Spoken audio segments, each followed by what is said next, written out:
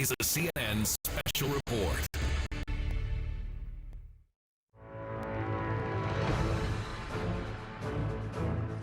You're willfully choosing to ignore the data! Raise the freaking bar! I am going to come after each one of you personally. You will get the justice that's coming to you. You need to be arrested! Clean out while you can. Threats and anger. I'm working for the people! Coast to coast. People got executed for violating the Nuremberg Code, and you guys are violating the Nuremberg Code too. You no longer have our consent. Spreading in local communities. We know who your family is. We know your dog's name. Targeting county supervisors. Time to dust off the old guillotine. Even educators. You are about to get a real education, mother. You know your home address is on the internet, don't you? That could be a little scary. Frightened election officials wearing body armor. I have it on almost a daily basis now. And arming themselves. This is a 22 automatic. Not knowing what danger the upcoming midterm elections might bring.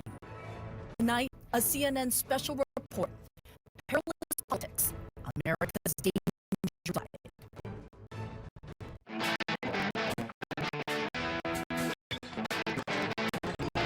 Are you ready to face your bull riders?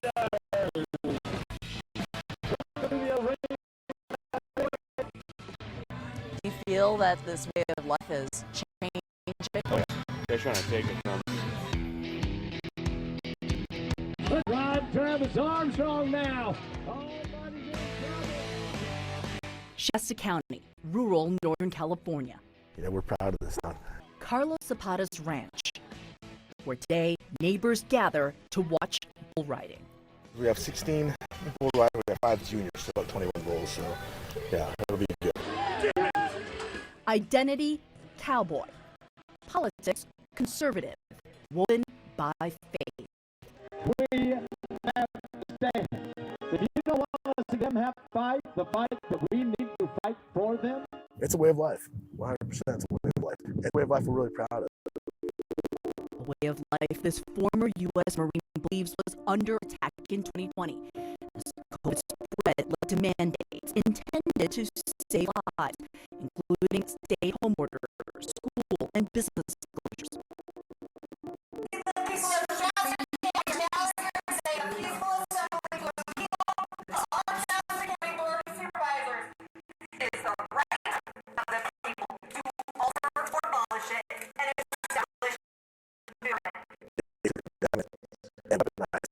Business owners. And we got to the point where, look, enough's enough. Right now, we're peaceful, and you better be happy that we're good citizens. But it's not going to be peaceful much longer. Zapata, a militia member, warned that a revolt was coming. And it started here because of, would you say, that speech you gave at the board meeting? Yeah, I mean, I didn't know that was a spark that lit the fire, you know. I've been on that. I don't want to go back. But I tell you what, I will save the country. If it has to be against our own citizens, it will happen. And there's a million people like me, and you won't stop us. When I say these things about violence and, you know, civil uprising, it's not a threat. You know, this is a warning. What do you mean by it could have been violent? The calls I was getting were, hey, I have guns, we're meeting. And I was like, no, I'm glad you have guns. Talk your ammo, but we're not there yet. So anybody that calls us violent or insurrectionists or, you know, outlaws, we're not. But he did use threatening language. We also have people on the streets. We know where you live. We know your family. We know your dog's name. You don't put your way out of socialism once it takes root. The only way to eradicate it is fight with arms, to have violent confrontation out in the streets. Anger is okay. This type of public anger. I don't like to live my life as an angry person, but righteous anger has a place in human society. And most powerfully to Zapata, a place at the polls. He and other Republican voters started a recall campaign in 2021 to remove 3 Republican county supervisors for keeping COVID-19 restrictions in place. including Mary Rickard, And these are what you call a pair. A cow and a calf is referred to as a pair. who showed me her ranch. Come on, girls, let's go. I love this county. We're just doing the very best we can given the circumstances with the pandemic and everything. You're a lifelong Republican, right? I've been a Republican for most of my adult life, yes. And I've had several threats that were fairly severe. I had one, the subject line was going, gone, dead woman walking. You've had nightmares. I have nightmares. That fear was shared by another recall target, Leonard Modi. You're a lifelong Republican. Oh, yeah. Proud. Well, used to be proud. I'm not so sure anymore. But yeah, lifelong Republican. I spent 31 years with the Reading Police Department and 6 years as the chief. Were you more concerned as a board member for your safety versus being the chief of police? But as a board member, oh, absolutely. You will have a number of important choices to make on Election Day. Fearing repeated death threats online. I'm pretty sure he's not expecting a lynch mob, but I bet he's going to get one. And that's directed to you? Yes. Time to dust off the old guillotine. He needs a dirt nap. What a dirt nap. Bury you in the ground, dead. That's a dirt nap. Some came in public at supervisors' meetings. Flee now while you can. Ropes are reusable. We never went out and cited people. We didn't shut down businesses. We just asked people to do the best you can. We'll just go over a few housekeeping rules to address. Mary Rickard and one other board member survived the recall attempt, but Leonard Modi lost. Mr. Modi's gone, and for that I'm very pleased. But I will not focus on what is done, but rather on the work ahead. Lack of decorum will not get us where we want to be. All eyes are on us now, and we cannot afford to be uncivil. Gracious and victory. But months later, Zapata says the end justifies the means, especially the hostile language. It was very coarse. It was violent. Was it? Was it Yeah. really? I think it was. To who? To the board? To Did it work? the enemy at large? Did it work? Did we succeed? We did. A healthy fear is good. Government should fear the people. Zapata says the threats have gone both ways. He has been a target. I get death threats from people. I've had people say I would love to see my house burned down with my kids in it. But remains undeterred.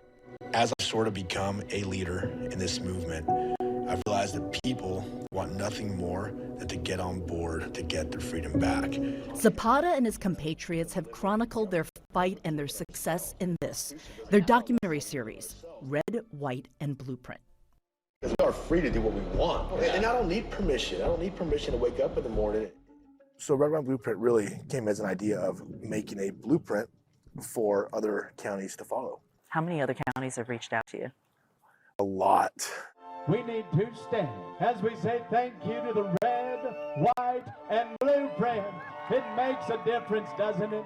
Oh, it makes a difference. Coming up, Zapata's blueprint for recalls spreads to other communities. But could it go too far? The way to avoid a civil war. What do you mean by that?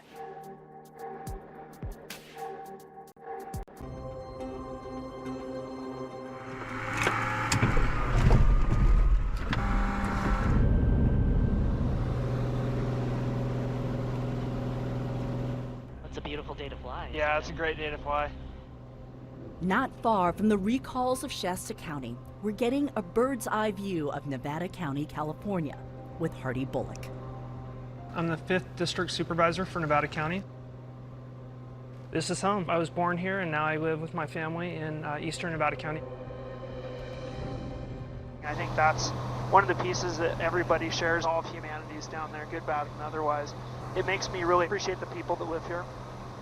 Even the ones who give you headaches? Yeah, even the ones that give me headaches.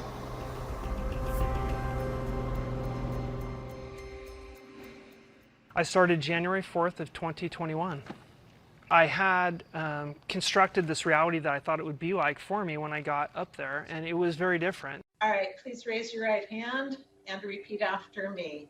That difference was immediately apparent. Oh, I heard the word recall, I think, in my first meeting. I haven't voted on anything, so they're recalling somebody that just got there. Like literally just got there. It was in the height of COVID. You guys have locked down the schools and everything around us. You're putting people out of work. There was a lot of fear, a lot of tension. If you can't handle this job, step down. Step down. Yelling. You're willfully choosing to ignore the data. Screaming. Do your job or get out of our way. Otherwise, we will take you out of our way. We had security protocols in advance of our meetings. We couldn't go into the chambers because we had threats against our life. You think this charade and your little fake wall is going to do anything for us people? Yeah, I'm over your shit. It must have been wild. Yeah, it was pretty wild. I am going to come after each one of you personally. It's really hard because we signed up to take that energy from our constituents, but there's a dividing line when listening in service to others becomes detrimental to the democratic process as a whole. You'll be lucky if you get out of this alive. So I'm Heidi Hall. I've been on the Board of Supervisors for 6 years. I've always been in public service. Tell me about the recall. Yes, so all 5 of us have been told we're going to be recalled. You know, what's funny is it's against all of us. So 2 Democrats, 3 Republicans. They don't like anything that we're doing. Did Shasta influence Nevada County? There was some commonality. There were some of the same people showing up. Let's go over some of the accusations made against you and the other supervisors. You're part of a global world order conspiracy, practicing medicine without a license, enabled crimes against humanity, censored public comments. Right. It's ridiculous. It's performative politics. It's finding things to complain about without participating in a process to make things better for people. The reasons for the recall? Yeah. Like what is the, you've seen this? Yeah, I have, yep. In my position, I don't have any authority to conduct most of what's described here. These liberal laws, excuse my language, but are f***ing up our cities. And I'm sick of it. There was just extreme anger and frustration. They attacked us personally. There was just sort of a lack of humanity. We've continued to work well as a board, but everything changed in terms of how the public interacted with us. You will face judgment. There's no organization, the WHO, the CDC, y'all, that can separate me from my God-given rights as a United States citizen. They wanted their own facts. It's just this rage of wanting their own way. Where does that come from? You know, I don't want to harping on Trump, but there is this Trumpism that when Trump came into power, he made it acceptable to say science isn't true. He made it acceptable to mock people. He made it acceptable to say it's us, the white men in power, who are being attacked and harassed. And people who are already challenged or fearful or angry or concerned about their own status in life picked up on that. Let's all get up and move. Oh, are you scared? We had to leave meetings with sheriffs by us. We had different levels of security that we had to employ. We lock our doors. We have an awareness of who's out there. You know, my kids have been approached by people and asked if their dad was a supervisor, and they don't know who these people are. Yeah, I would like to address the Board of Supervisors and Calvin Clark, an outspoken, longtime resident of Nevada County, led the recall effort. There's a real disconnect throughout the United States in regard to citizens and the elected Board of Supervisors and their county staff. There was really no standardization in this pandemic. It was over the top. It was beyond a clear protection of the citizens' rights. In December of 2021, Clark made an appearance on The New American, the John Birch Society's online magazine, where he discussed the Nevada County recall efforts. Doing recalls and calling them into the accountable place of their oath of office, if they don't understand that this is a way to avoid a civil war, they should think about it. Is a way to avoid a civil war. What do you mean by that? You know, we have where too much government gets to be tyranny. And yet we start adopting small strings of tyranny until we start to be bound down and our rights get lost. And then pretty soon we don't know who's really at the end of a third-party contract to track your children. COVID is what galvanized not only different depths and tiers with respect to fears and the related aggression, but it got all these tributaries together into one raging stream. Brian Levin is the director of the Center for the Study of Hate and Extremism at California State University, San Bernardino. They are seeing local governance become the traitors that are depriving them of the rights that they previously said was being done at the hands of the federal government. The recall proponents failed to submit required signatures by the late May deadline, saying in a statement they instead wanted to focus on electing 2 new supervisors, one of which was Calvin Clark, who earlier this year announced a run for the District 4 supervisor seat, challenging board chair Susan Hook. He lost.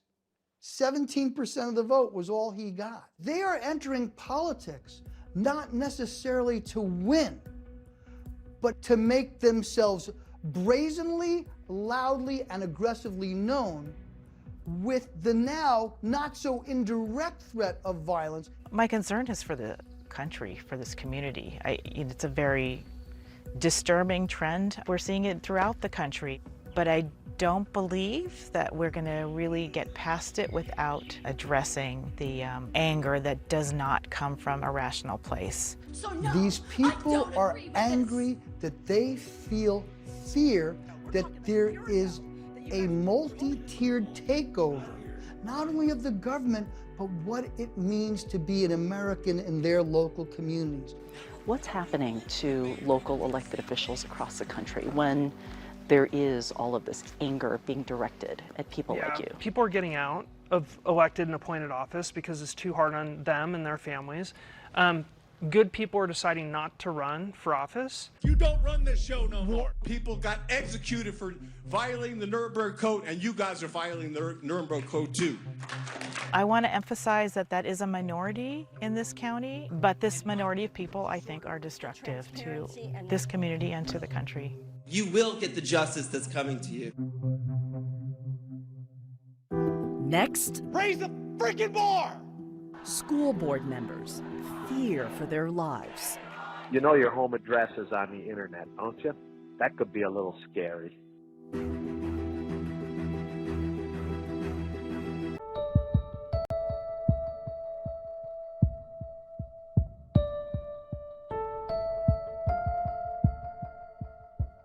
This is a letter that was sent to my son. It arrived with Christmas cards in December, and I just thought it was another card from somebody I didn't know. It is too bad that your mama is an ugly communist whore. If she doesn't quit or resign before the end of the year, we will kill her, but first we will kill you. Brenda Sheridan is a school board member in Loudoun County, Virginia. It's not the job we expected in 2019 when we were running. It's the job we got. It wasn't the job I had the previous 8 years. What a stupid, dumb, ignorant you are, you liberal hag. Hi, I just wanted to call you up and let you know what a sick you are for preying on the minds of children. Maybe you should take your fat ass to the gym. You know your home address is on the internet, don't you? That could be a little scary. I seldom go anywhere by myself because of the threats. And I don't think there is any bigger fear than putting your own children and your own family in harm's way. During the pandemic, school boards in several states were becoming battlegrounds. Figure it out or get off the podium. Over school closings, transgender rights, and diversity education. COVID and the fact that people were at home and were online more and were angrier more. At a time of polarization, we're able to transform what in the past were rather sleepy gatherings into battles to plant that flag. Was there a moment when things changed? I like to say that there was a smoldering fire from the pandemic and the angry parents. But as it started to have a lull, You don't wipe out racism with more racism. someone would ignite that fire again with a little gasoline.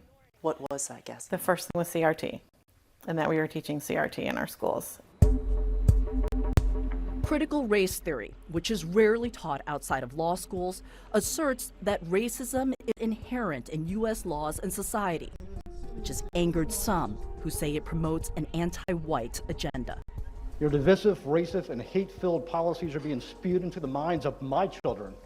Our kids are being brainwashed to hate their country, its founding, themselves, and each other by being taught the Marxist, communist principles of critical race theory. Do the Loudoun County Public Schools teach CRT? No. I don't know of any school division in the country that's teaching CRT. Then why are people angry about it? Because it's become that catch-all, right? CRT means everything that I don't like about schools. Dr. Scott Ziegler is a superintendent of schools for Loudoun County. A suburb of D.C., it is one of the wealthiest counties in the country and has become increasingly diverse. If you go back 25 years, the county, the student body was over 80% Caucasian. Today, our Caucasian students are about 46% of our student body. I became interim superintendent officially on January 6, 2021. 2021, so really in the thick of it. Yes, yeah. Did you know that Parkview has students going... Like Sheridan and other school board members, Ziegler became a lightning rod for hate when the vitriol escalated over issues like a state law that expanded the rights of transgender students, including the right to use school bathrooms of the gender they identify with. 2 alleged sexual assaults at 2 different high schools. And 2 sexual assault incidents involving a male student who was sentenced by a judge to a residential treatment center. Don't be calling little girls boys, you sick f***. You are so f***ed. You have no idea, bitch. You are about to get a real education, motherfucker. Let the pansy-ass Scott Ziegler protect himself like all the snowflakes out there. I guess Scott is too busy protecting rapists. Try all these commies for treason. Did you expect any of this? I expected some controversy. Of course, every superintendent goes through that. I didn't expect the hatred. I didn't expect the threats.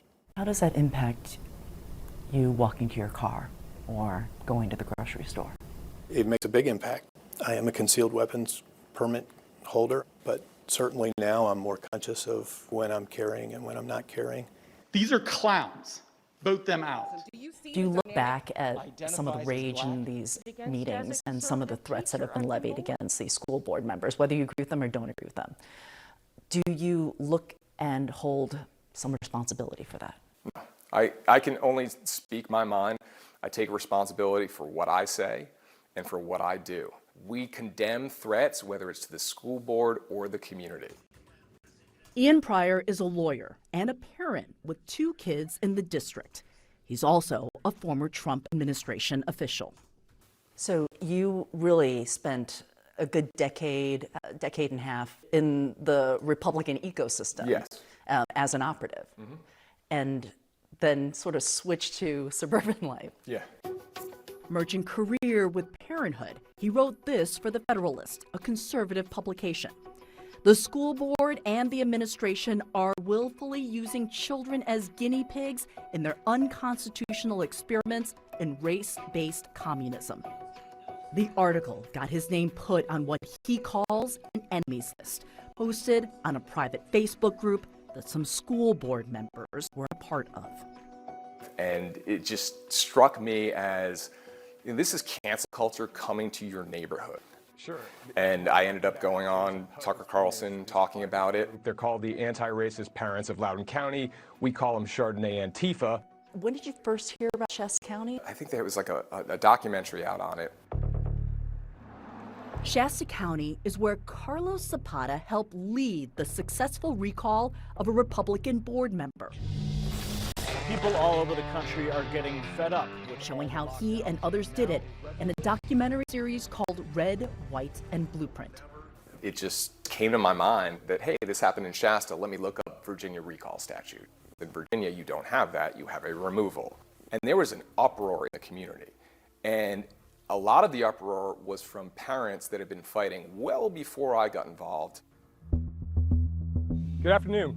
Pryor started Fight for Schools, a conservative parent group, to launch a removal campaign to oust 6 of the 9 school board members. Why not just wait for the election?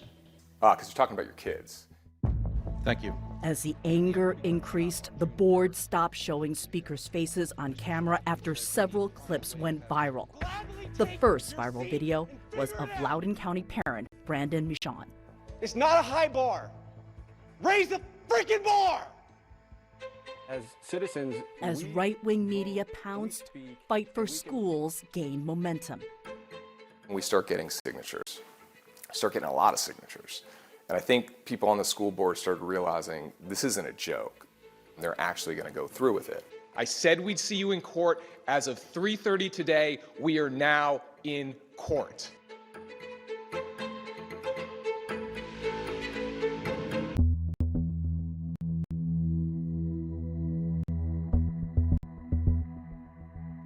Speakers shall refrain from vulgarity, obscenities, profanity, or other like breaches of respect. And I thank you for your cooperation. June 22nd, 2021. It's probably the night I have relived and replayed in my head more than any night of my life. 259 people signed up to speak at the Loudoun County School Board. Sheridan was chair and running the meeting. Being chair in a hostile, volatile room is scary. You could feel it. Oh, absolutely. Right before I called the meeting to order, the superintendent came over to me and said, I just want you to know we've confiscated eggs from people on the way in, and we don't know if we got them all. Hi, I'm back here today. While the school board stream no longer shot close-ups, Fox News cameras did. Today, instead of focusing on the hate that seems to be dripping off the followers of Jesus in this room, and from their kids in our schools, I wanted to take the time. Oh, wait. I can wait. I've noticed a pattern. You treat your bosses, most of us, like children. You treat the woke mob, your employees and teachers unions, like the boss. And you treat children who have not harmed you like pawns in your leftist social experiment. Children are not identity groups. They are You didn't get through the night. We did not get through the night. No. You're teaching children to hate others because of their skin color. And you're forcing them to lie about other kids' gender. I am disgusted by your bigotry and your depravity. It's time to replace Madam Chair, I move to end public comment. All in favor, please raise your hand and say aye. Aye. The motion carries 9-0. Public comment is now ended. We will move to our next agenda item. When that vote passed 9-0, the school board room erupted again.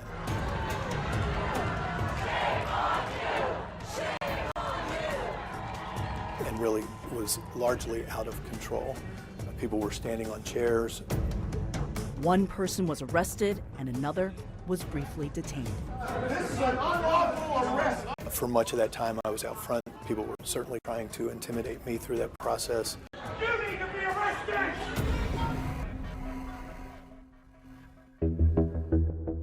The divisiveness kept Loudoun County in the national spotlight, and right-wing media outlets fed the frenzy.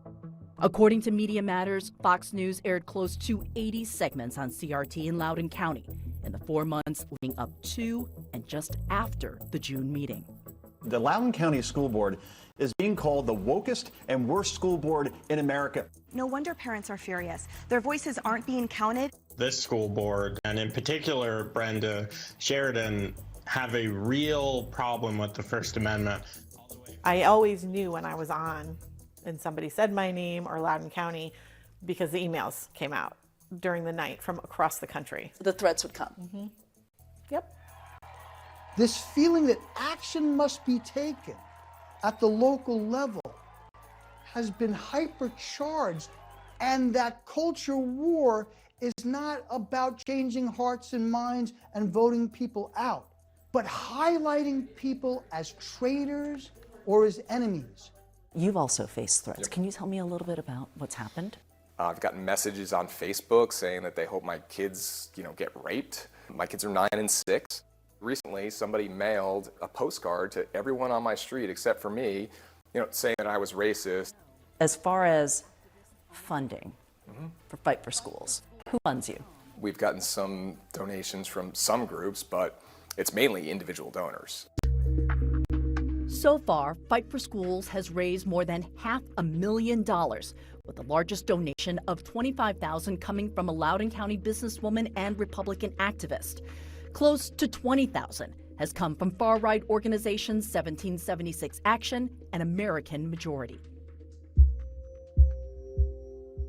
As money poured in, Fight for Schools was able to ramp up its removal efforts on 6 of the 9 school board members. One of them, sadly, my colleague passed away. One of my colleagues resigned.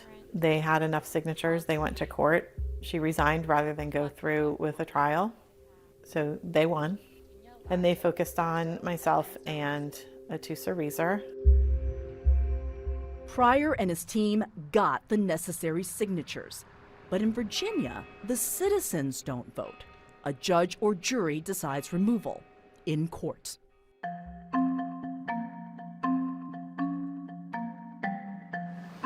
I'm really just hoping for a fair and quick process this morning. The judge ended up dismissing the case. I'm completely relieved, not just for myself, but for the people who put me in office. I will never be able to put into words the toll this process took on my family and on the families that I serve. If an angry group can abuse the courts for their own political agenda, it will end democracy as we know it. So we're obviously disappointed. There's currently a grand jury investigating many of the things that we alleged in our removal petitions. In September, the Virginia Supreme Court affirmed that the grand jury investigation into the school district's handling of 2 sexual assaults can move forward, despite a legal challenge from the school board. The investigation was launched after some parents were angry over what they say was an alleged cover-up by the school district, a claim the school district denies. And Pryor has reached out to the state to remove Superintendent Ziegler, who has been in education for 30 years. The 149-page package that was delivered by Fight for Schools. In that document, the complaint is that you do not possess the capability, experience, or leadership skills to have the job, that you repeatedly and blatantly misled the public with a complete disregard for transparency and accountability. How do you respond to 149 pages of that? So I haven't responded, it's just kind of floating out there, but it's not accurate. Absolutely, I'm qualified to have this position. I have more experience, more classroom experience than many superintendents have. In April, Virginia Governor Glenn Youngkin also tried to force all 9 members of the school board to face elections this year, but his efforts were unsuccessful. All this doesn't matter anymore to Brenda Sheridan. Are you going to run again? No. Why? I've become sleep deprived, probably a little short-tempered, fearful. And that's not how I want my life to be, and I certainly don't want my family's life to be like that. So not only will I not run, I will move out of Loudoun County. I will leave our home. It'll be 25 years and I will leave. How heartbreaking is that for you to say that? It's very heartbreaking. When they point the finger at you and say you're the villain, you caused this, what do you say to them? Maybe a villain for them, but to others, I think they have a very different idea. I'm the person that's basically allowed people to understand that they have a voice and that their voice matters. I just want to ask you, Sure. that flag. So that flag was left on the ground after the June 22nd school board meeting. We have to remember the good and the bad. And so that night hopefully was not a characteristic of Loudoun County or the country. And so I thought it was important to keep at least one artifact from that night. Coming up, we're hearing 30 to 50% of election workers have either left or are thinking about leaving. And it's not just in the swing states.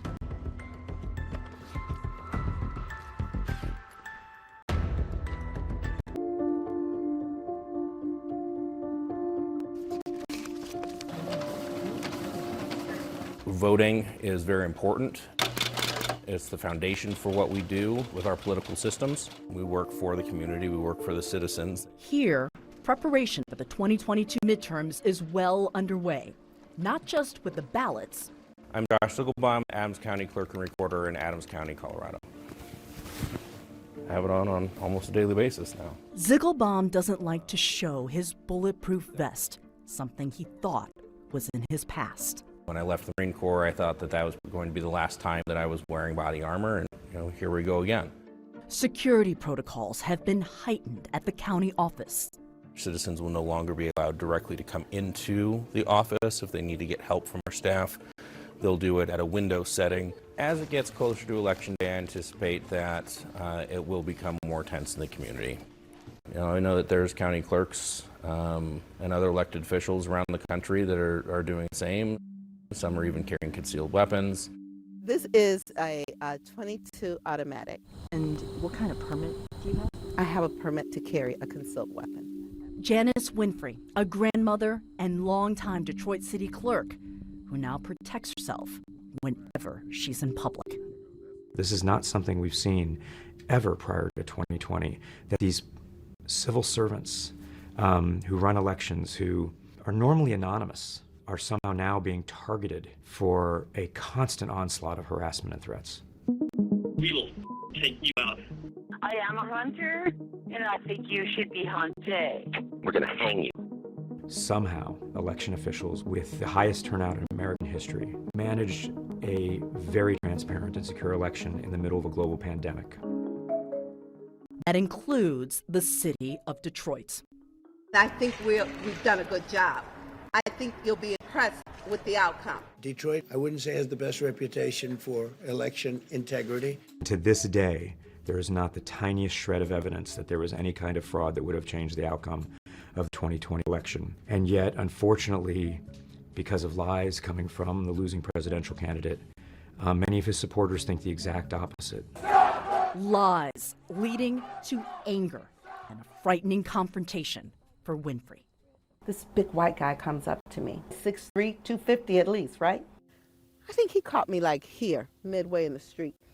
I'm like, what a minute, like get back, what are you doing, And he's hurling all these things at me and why I did this and why I did that. Why did you allow Trump to lose? Why did you cheat? And I'm like, what are you talking about?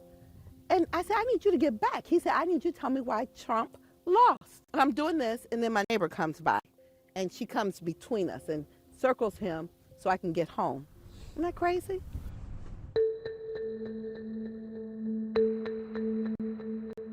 Leading up to the election, it was more name-calling, bullying types of comments.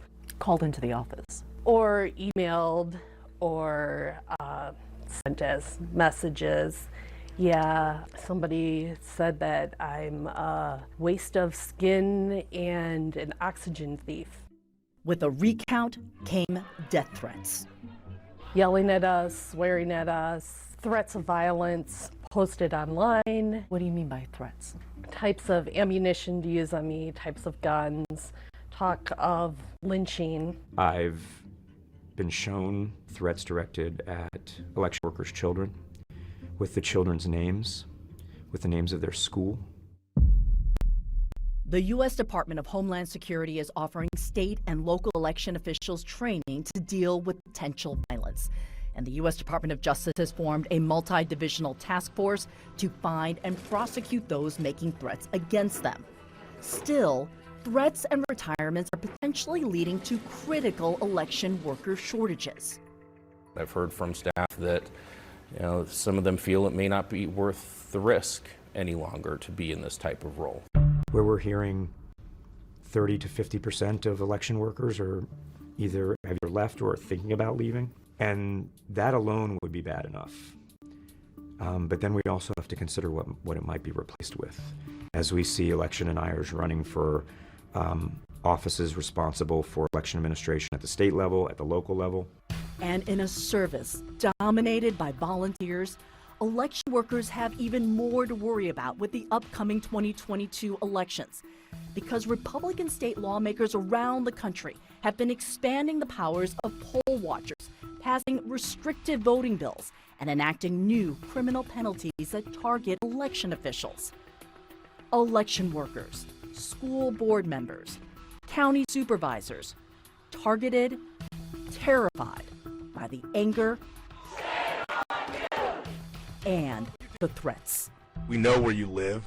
We know who your family is. Why are we seeing this right now? We had a telegenic outsider who was very skilled at harnessing social media. Who are you talking about? The telegenic spokesperson of the highest level was President Trump. So what we see is a catalyst, a high transmitter, and then a sticky kind of social media which keeps people riveted on a collection of carouseling grievances. Grievances and lies echoed and spread by some Republican politicians. The Fauci-funded China virus.